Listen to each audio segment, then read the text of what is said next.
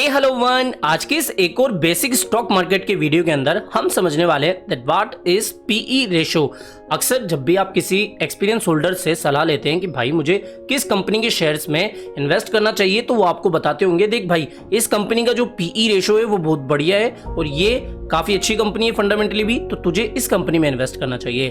तो क्या होता है पीई रेशो और फंडामेंटल एनालिसिस करते समय क्यों पीई रेशो का भी ध्यान रखा जाता है, तो चलिए समझते हैं। अब देखो, इसको बोलते हैं basically price to earning ratio.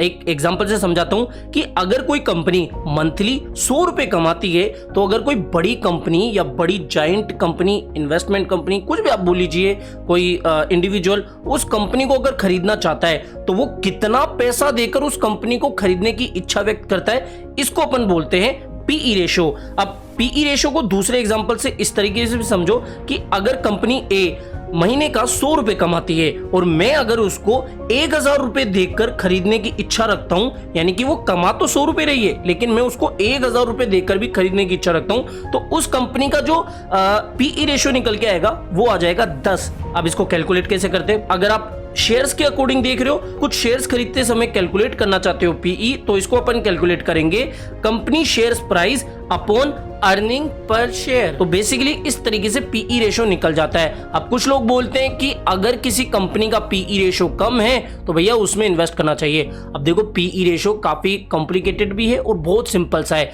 और 1-2 मिनट के अंदर आप इसको आसानी से नहीं समझ पाओगे, इसलिए 8 से 10 मिनट का एक अच्छा सा वीडियो बनाकर मैं जल्दी आपको ये देने वाला हूं, जिससे कि पीई रेशो का जो सही मैथ है उसमें आपको समझ में आ जाएगा।